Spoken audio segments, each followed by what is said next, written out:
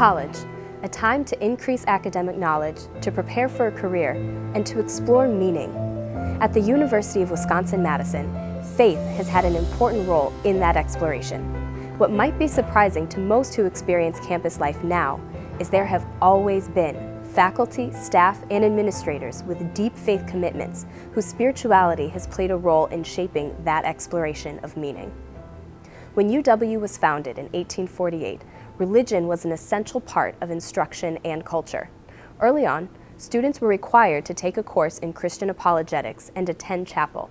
In 1849, 20 students, all men, began to meet for classes at the Madison Female Academy because no university buildings existed at the time. Early buildings and dorms had their own chapels, and daily attendance was required. Attendance became voluntary about 30 years after UW's founding. The chapels themselves disappeared altogether by the end of the century, but a plaque on South Hall reflects that religious influence with an enduring reference to the Bible for the mission of the school. "Ye shall know the truth, and the truth shall make you free." A quote from the Gospel of John. John Bascom, the university's 6th president, and namesake for that beautiful hill that gives you an incredible calf workout, was a huge influence on the UW's intellectual, social, and religious culture. A trained minister as well as professor, Bascom came to the UW in 1874 with advanced degrees from Andover Theological Seminary and Williams College. When he arrived in Wisconsin, he was met with pressing questions about the university's direction, including the role religion would play in its curriculum. Like today, many citizens voiced their concern that the university was a godless and atheistic institution, while others worried that a religious person like Bascom would compromise the impartiality of the school's mission as a public university. Bascom's personal faith was well known. During his time in Madison, he regularly attended First Congregational Church, where he also taught classes. But Bascom also understood that a state university should not be tied to a single denominational perspective. Though diversity was seen only within a Christian context, Bascom inspired later UW leaders to invite several denominations to purchase properties close to campus and launch student churches.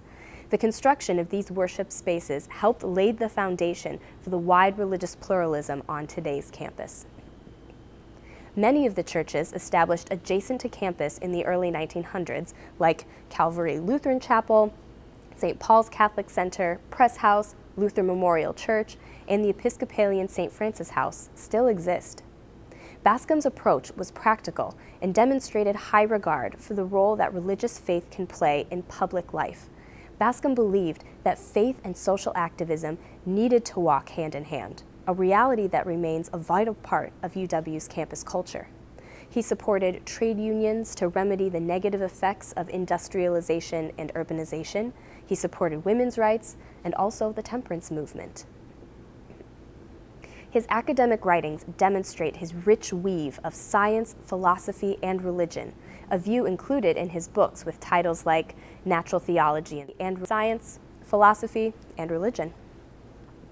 Bascom's outgoing baccalaureate sermon to the graduating class of 1887, titled A Christian State, articulated the university's mission in very Christian terms. The University of Wisconsin will be permanently great in the degree in which it understands the conditions of the prosperity and peace of the people and helps to provide them, in the degree in which it enters into the revelation of truth, the law of righteousness and the love of man, all gathered up and held firm in the constitution of the human soul, and the counsel of God concerning it. Today, UW's website lists more than 50 registered religious or spiritual organizations. The University Religious Workers Professional Association brings together a diverse and interfaith group of campus religious leaders to discuss campus-related topics. Together, they represent far more diversity than Bascom would have imagined. In the mid-1800s, before John Bascom's 13-year tenure, John Muir was a UW student. Muir would later co-found the Sierra Club and was considered the father of the national parks. He was raised in a strict Protestant home and by age 16 had memorized most of the Bible. Muir is an early and notable example of a religious journey many students have taken during their university experience. He found a literal interpretation of the Bible at odds with his courses in classic literature, geology, and botany, and that led him to adopt a faith less tied to organized religion, but more rooted in Christian spirituality. John Muir's view of God's character also changed during his experience at UW. He came to view God as loving rather than harsh and punishing. As he wrote in his journal in 1873, God's love covers all the earth as the sky covers it, and this love his voice is heard by all who have ears to hear.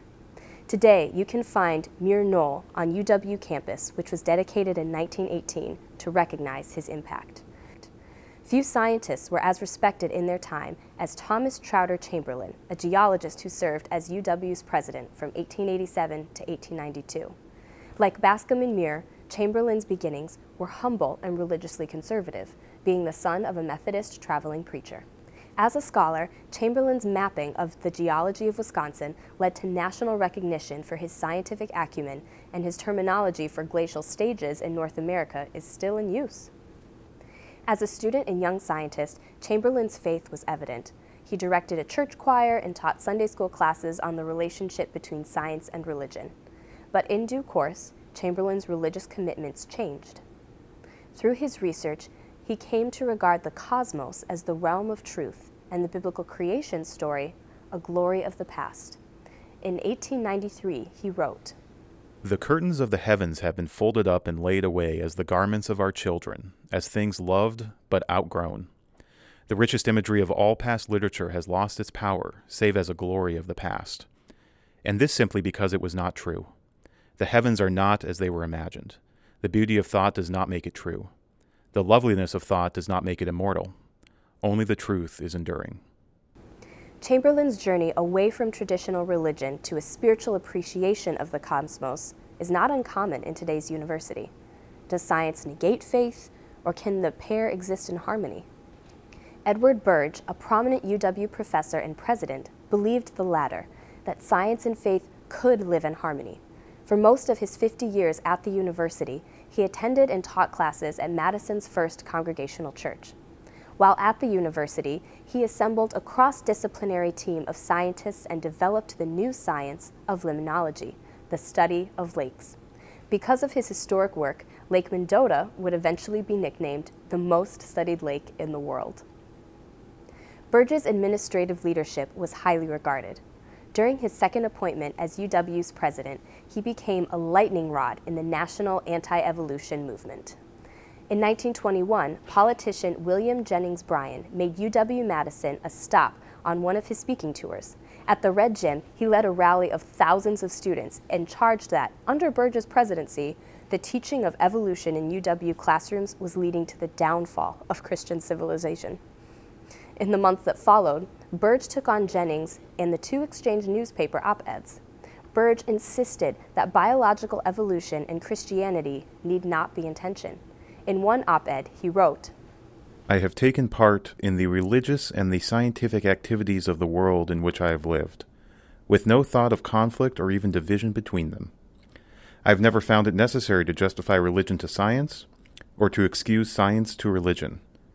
I have accepted both as equally divine revelations, and both are equally wrought into the constitution of the world." 100 years have passed since the historic debate. Today, Birge Hall's location near the top of Bascom Hill and the heart of campus bears witness to the enduring legacy of the many Christian faculty and students negotiating the relationship between faith and science. Another professor with very public faith was Helen C. White, a devout Catholic and woman of firsts.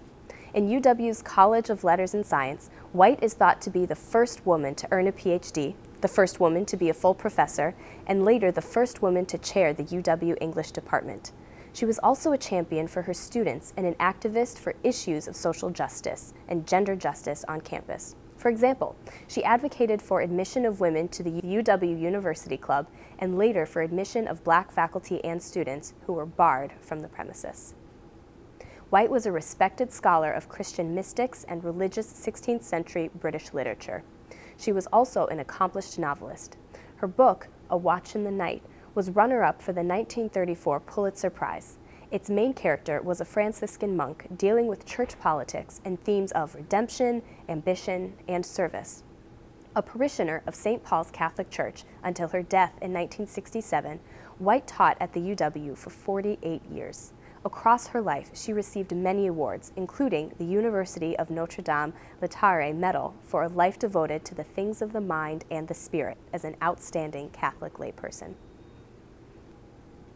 John W. Alexander, chair of UW's Geography Department in Science Hall, was another professor who expressed deep Christian faith. Among his academic writing, accomplishments, and passions, he led a weekly meeting with faculty to discuss Christianity. It was at that time that John established this lunch Bible study for faculty that met in the social science building on the ground floor right near the Campanile, and met on every Friday noon. The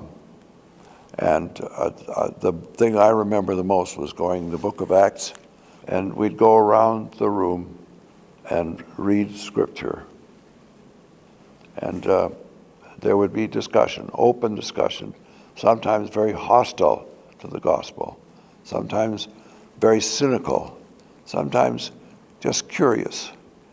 So lots of people, most of the people were just curious, and some people downright interested.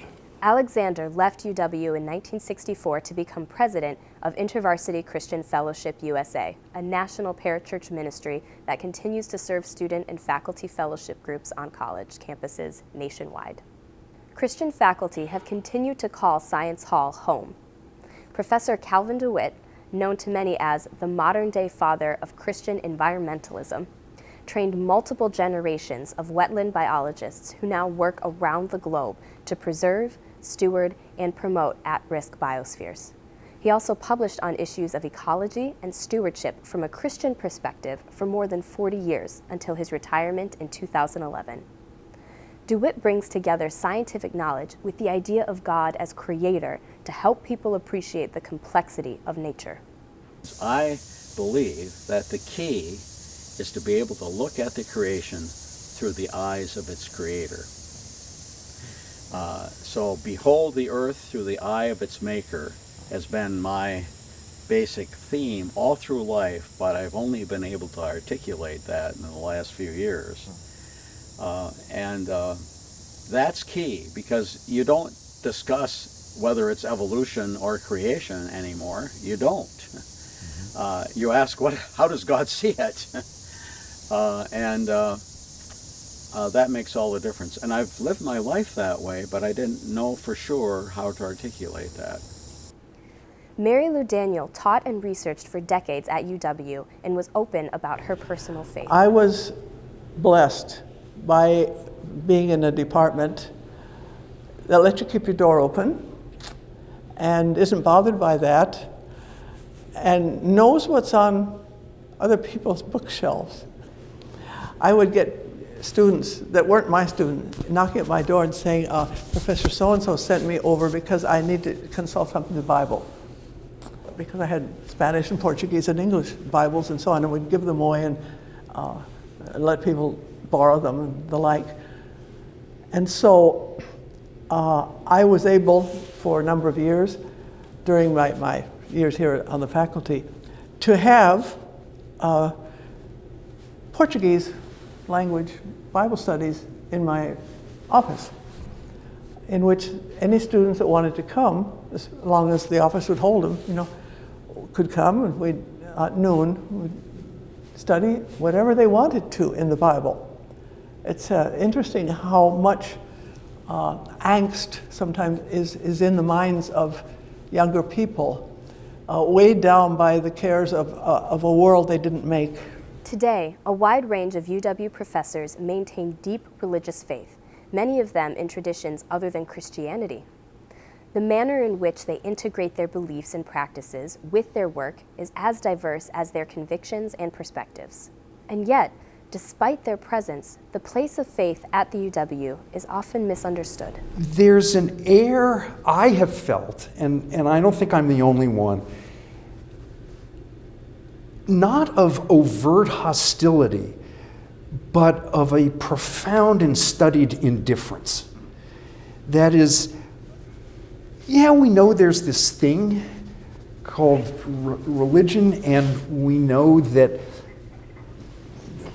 people might be involved with it. Indeed, we know that there are churches lining the campus.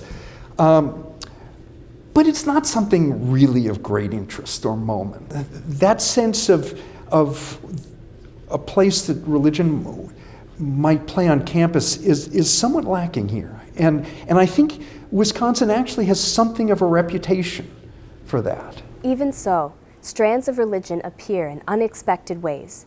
The Humanities Building is named after historian George L. Massey, a Jewish emigre who lost most of his family in the Holocaust and eventually spent 30 years at the UW as a beloved teacher and mentor. Massey's early career was studying the history of religion, and his numerous books have shaped scholars of both religion and history for generations. Today, the Humanities Building houses the Massey Program in History and the Center for Jewish Studies. It also houses the Center for Religion and Global Citizenry. In the courtyard of the Massey Building is the intricate Children of Abraham sculpture with the name of the biblical patriarch Abraham lettered in Arabic, Hebrew, Greek, and Latin. It symbolizes the braided histories of Judaism, Christianity, and Islam, and the university's hope for diverse representation of faiths across campus. Administrators, campus ministers, and faculty continue to pursue truth and contribute to our common life in society. Their work is advancing in important fields like genetics, law, climate change, healthcare, and more. While the community may be unaware of the deep spiritual themes that undergird the history of their university, the faculty named in this video and the buildings with their names bear witness to this rich spiritual legacy. Faith is a vibrant factor that inspires the individual and shapes culture. If faith calls for creativity, bears activism, and champions hope, it is an idea worthy of inquiry, the type of fearless inquiry that has fueled the pursuit of knowledge, goodness, justice, and beauty at the UW since its founding. Whatever may be the limitations that trammel inquiry elsewhere, we believe the great State University of Wisconsin should ever encourage that continual and fearless sifting and winnowing by which alone the truth can be found.